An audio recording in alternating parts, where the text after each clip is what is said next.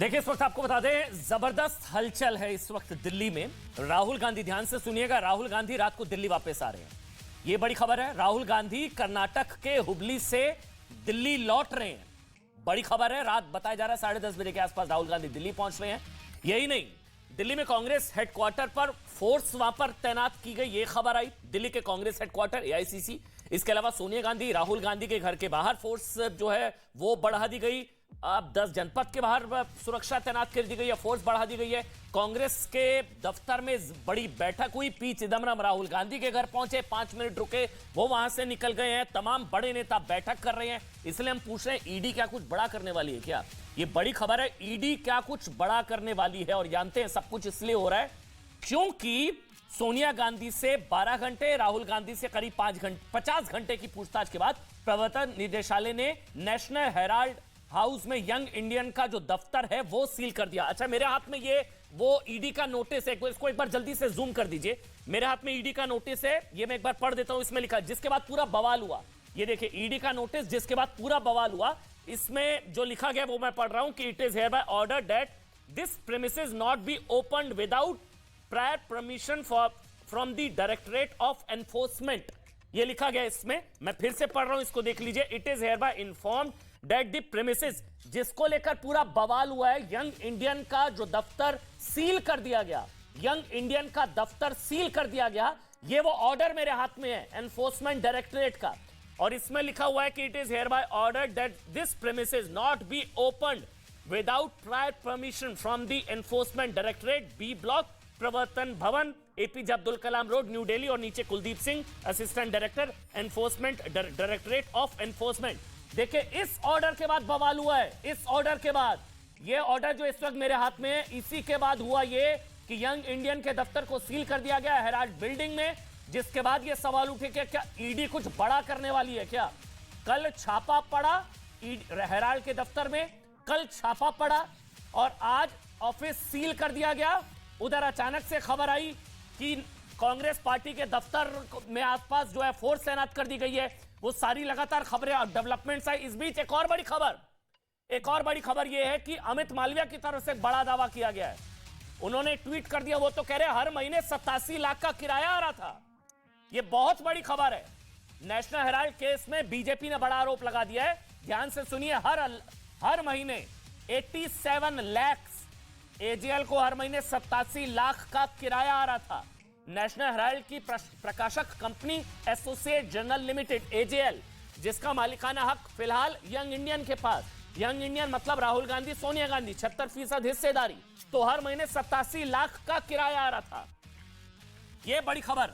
उधर आपको बता दें, राहुल गांधी रात को दिल्ली पहुंच रहे। मेरे साथ अभय दुबे जुड़ गए हैं इस वक्त कांग्रेस पार्टी का पक्ष रखने के लिए। अभय दुबे, पहले तो इस पर बता दीजिए एक मिनट, ये 87 लाख का रेंट आ रहा था, नहीं आ रहा था, कहां जा रहा था? ये 87 लाख का जो आरोप लगाया अमित मालविया ने।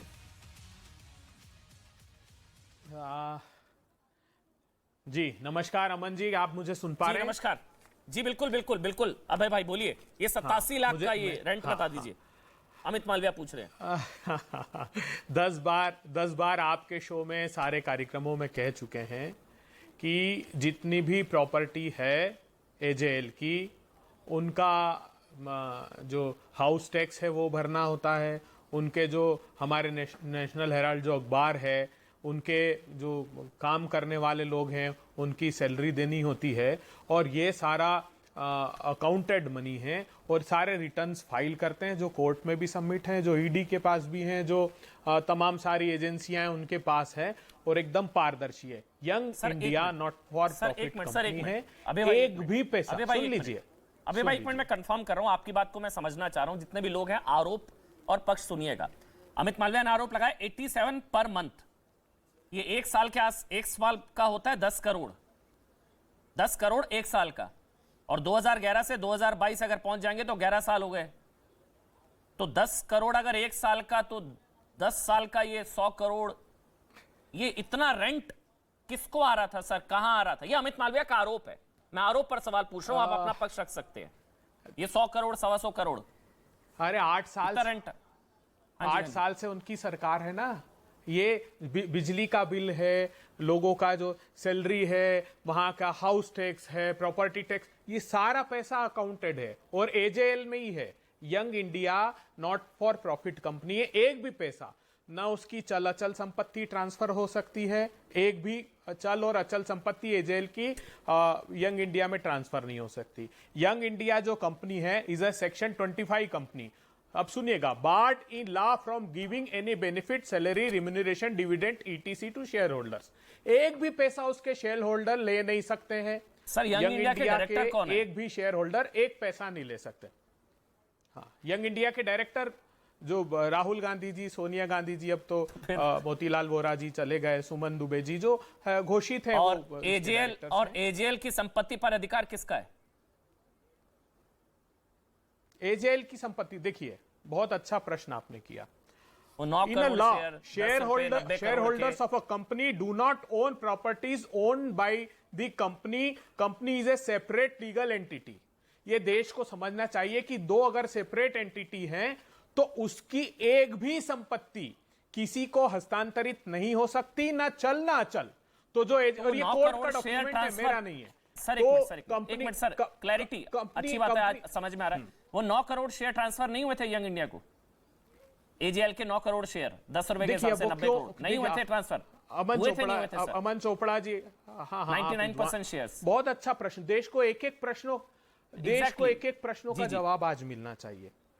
हाँ देखिए, ये बात तो सुब्रमण्यम स्वामी जी ने खुद ने जब अपनी पिटीशन फाइल की उसमें कहा था कि एजेएल जो है वो बहुत डूबी हुई कंपनी है। उन्होंने उनके स्टेटमेंट्स भी दिए हैं कोर्ट में। अब लोग ये पूछते हैं कि साहब फिर वो एजेएल ने क्यों लोन नहीं ले लिया, यंग इंडिया ने क्यों उसका जो डेट को जब इक्विटी में कन्वर्ट करना होता है, जब हमको अखबार चलाना था, इसलिए ये किया कि यंग इंडियन सेक्शन 25 की कंपनी बनाई। इसका अर्थ क्या हुआ कि एजेएल पर ताला लगाने का काम किया कि एजेएल की जो संपत्ति है वो उसी के पास रहे, किसी को ट्रांसफर नहीं हो और वो सुरक्षित हो जाए।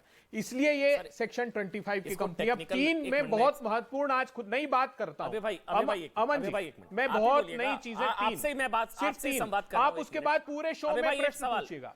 नहीं, मैं एक सवाल, अभी भाई एक सवाल, एक एक करके समझना आसान होगा। एजेएल की 99% एजेएल के, जिसकी संपत्ति अलग अलग फिगर्स है, 2000 करोड़, 3500 करोड़, जितने भी है पूरे देश भर में, 99% एजेएल के शेयर यंग इंडिया में ट्रांसफर हुए, हाँ या ना? बस हाँ या ना करके बताइएगा। हुए थे 99% शेयर?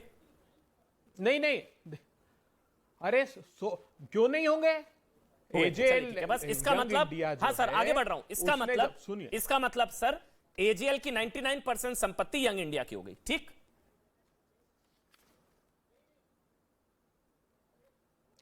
शेयर होल्डिंग्स हुई है, हाँ, संपत्ति मतलब ट्रांसफर नहीं होती। दो सर जब 99% शेयर होल्डिंग और यंग इंडिया के डायरेक्टर राहुल गांधी, सोनिया गांधी, और जो किराया आ रहा था सर, कहाँ जा रहा था? अब तो कुछ बचा ही नहीं है। खैर आप बोल लीजिए सर, अरे बोल लीजिए, बोलिए सर, बोलिए। नहीं ना, अब सुनिए अमन जी, नहीं, ये बात साफ होनी चाहिए। एक भी पैसा किराए का, एक भी पैसा जो एजेएल का किराए का है वो यंग इंडिया में टेक्निकली भी ट्रांसफर नहीं हो सकता। दोनों सेपरेट एंटिटी है। अब मैं सिर्फ 3 बातें करता हूं, पूरी डिबेट में सारी चीजों का खुलासा हो जाएगा जो आज तक नहीं हुआ। इसके 3 एस्पेक्ट्स हैं। एक एस्पेक्ट है पॉलिटिकल, दूसरा है लीगल, और तीसरा मैं खुलासा करूंगा ट्रायल कोर्ट का। देखिए हो क्या रहा है। 11 साल पहले यह मुकदमा लगाया सुब्रमण्यम स्वामी साहब ने ट्रायल कोर्ट में। अब मैं आज आपको पता है स्टेटस क्या है अमन चोपड़ा जी, या देश को ये जानना चाहिए? आपका करोड़ों लोग दर्शक देखते हैं, आपके जैसे विद्वान और मूर्धन्य पत्रकार का शो। आप बता सकते हैं ट्रायल कोर्ट का स्टेटस क्या है आज? 11 साल बाद उस मुकदमे की स्थिति क्या है? मैं बताता हूं। 11 साल बाद इस मुकदमे की स्थिति यह है, मैं एक लाइन आपको पढ़ के बताता हूं ट्रायल कोर्ट की। द ट्रायल कोर्ट साइटेड इन 2018, वो ये कह रहे हैं ट्रायल कोर्ट कि ये जो साहब मुकदमा है, metropolitan magistrate Sameer Vishal had in May 18 order noted. उन्होंने क्या ऑर्डर पास किया वो सुनिए। This is not serving any purpose but is in fact delaying the trial. The first date for leading prosecution evidence was 20/2/2016 and till now the evidence has not been started. Charge frame होने के पहले evidence होते हैं इन cases में। अब वो ये कह रहे हैं सुब्रमण्यम स्वामी साहब को कि साहब 2016 से आपके एविडेंस क्रॉस एग्जामिनेशन के लिए लगा है, आपके एविडेंसेस पे, उसके बाद चार्ज फ्रेम होंगे। तो तारीख पर तारीख लिए जा रहे हैं, तारीख पर तारीख लिए जा रहे हैं। और क्या हुआ, सुनिए आखिरी बात, बहुत सुनिए ना, 1 मिनट। अच्छा चलिए, नहीं, आखिरी बात, इतना बड़ा शो है।